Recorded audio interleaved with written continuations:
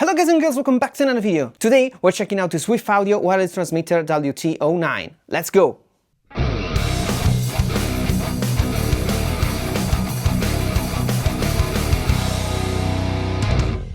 So welcome back. Today we're checking out this very cool and new wireless transceiver set that was sent to me by Swiff Audio, by the way, but as always this is going to be an independent review and I will tell you what I think even if it's not a good thing about this. But with that out of the way, let's check out the specs of this little transmitter. At first glance I was like, it's really small compared to all the other transmitters that I used, and I think I've never seen anything like this. I think I've never seen a round kind of bowl-shaped transmitter, and it's cool because it's kinda out of the way when you're playing, more like a cable than a big and bulky transmitter. But let's check out the specs.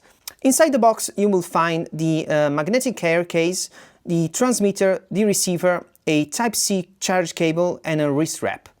So it's specifically designed for electric guitars, bass and instrument with passive pickups. It has an high impedance input stage so that it captures the complete tonal character of the instrument. It has an ultra low latency which is stated as below 4 milliseconds. It has a long range and stable wireless connectivity. The operating range is up to 100 feet. It has an RGB indicator system with the multicolor ring that displays the current status and actually gives you a visual clue to what's going on in the transmitter. Battery life is 4 hours and the battery level can be easily monitored by the dots. The carrying case is pretty cool because it's magnetic. As you can see, it's easy to open, but it's not, it doesn't open by itself. So even with the weight of the thing, it doesn't open. And he has a thing that you can, attach to it so it won't fall. Once you open the box, it's pretty simple to use. You take them out of the carrying case and you simply press on the ring for a while. They turn green, and once they're green, they're connected. They chose the best channel, and you can monitor the battery by pressing once on the button, and you can see on the dots how much charge you have left. To turn them off, you simply hold both, and after a while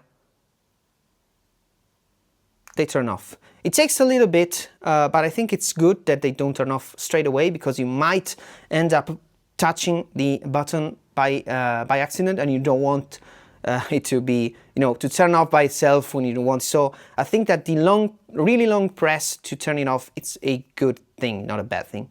And of course the green light helps you monitor the status, so if one goes red, means there's something wrong with the signal and you should be worried, and while everything is green, you're good to go. And once you turn them on, you simply plug them in and you're ready to play.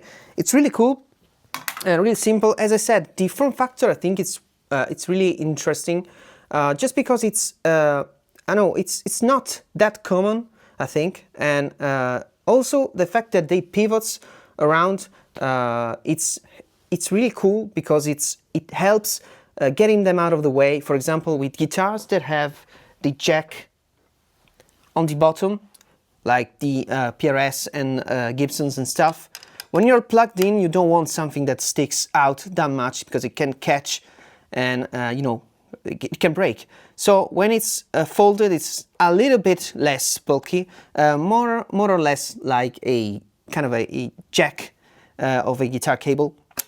And the same goes for the Strat-like connection, which being on a 45-degree angle can make it hard to connect straight and bulky transmitter.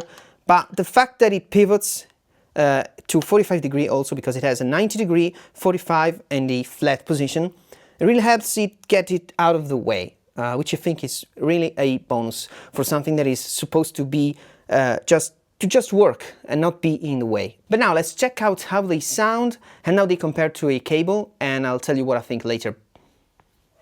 So here we are.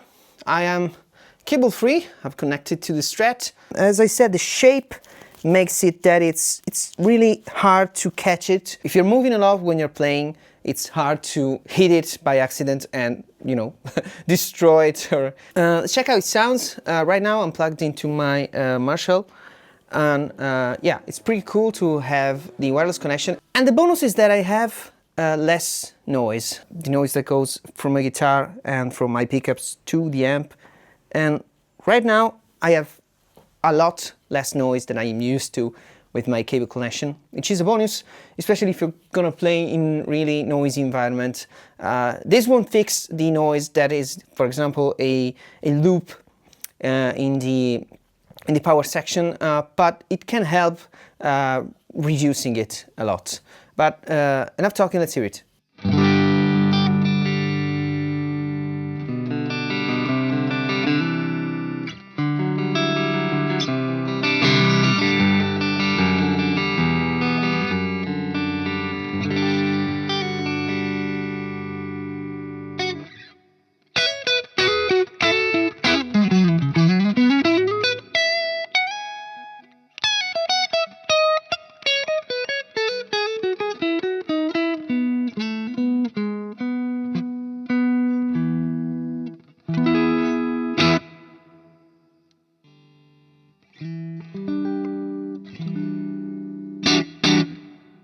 And the cool thing is that I can go away, so bear with me. I will be going on the other side of the house. Try to show you with my phone.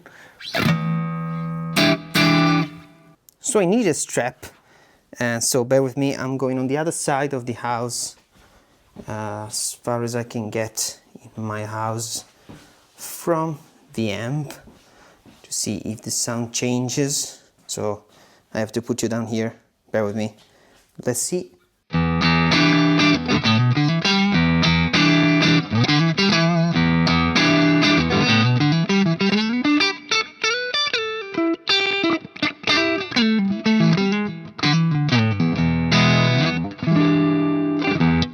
And I'm back.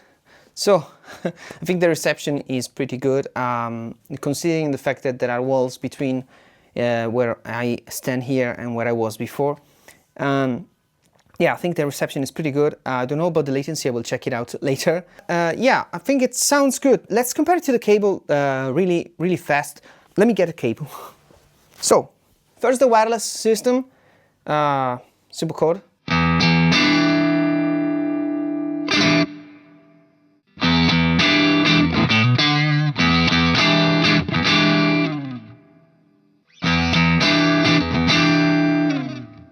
So with my ears in the room, I'm not noticing that much of a difference, but we'll do a test later where I plug straight into the audio interface to see whether there is a real difference in the signal. As far as playing goes, I think it sounds good. It isn't affected, which is important, by devices nearby. So this is a Garmin watch which has Bluetooth and GPS and stuff. And if I bring it close, it doesn't make any noise. Doesn't make any noise. Yeah, just with the pickups, but not with the transceiver or the receiver. Neither does the phone.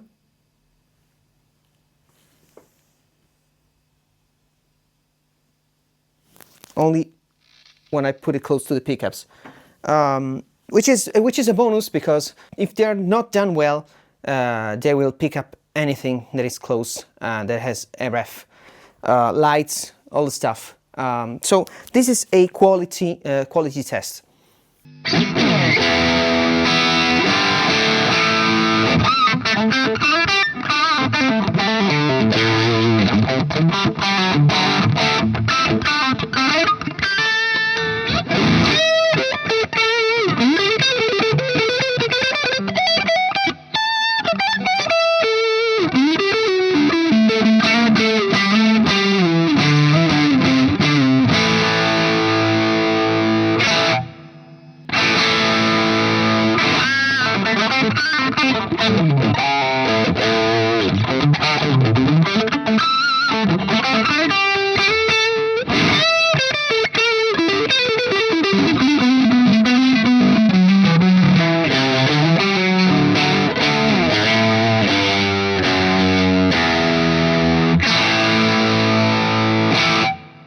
So now let's check the comparison between the cable and the transmitter by going straight into the audio interface. Match the levels so that is as close as you can get, and we'll try with the guitar and with the bass.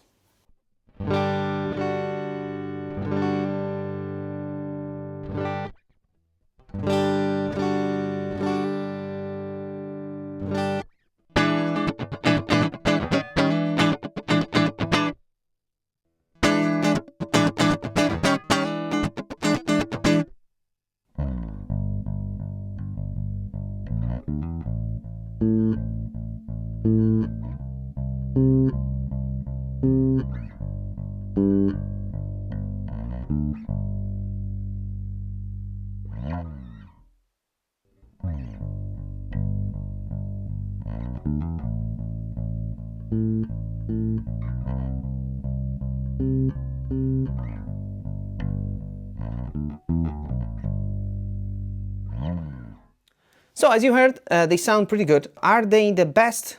I don't know. I didn't try every transmitter on the market, but I tried some and they tend to be really bad. They tend to have a lot of latency and they tend to have a noticeable quality drop. Something that you not only can measure, but you can really hear with your ears. In this case, I didn't notice anything by playing with the amp. I have a friend that plays bass and he liked them too. He noticed a little bit of degradation from the cable, but it's negligible really, as he said, and I think it is. Also, I like the feature of a gold-plated jack, just because it's less prone to oxidation and you know, wearing out basically when you're plugging it in and plugging it out every day. You can of course leave them connected to the instrument. For example, I tend to leave it connected either to my Marshall or to my little Fender over there, which is even cooler just because the fact that I usually stand here, and if I want to play the Fender, I have to have the cable, you know, go across the room.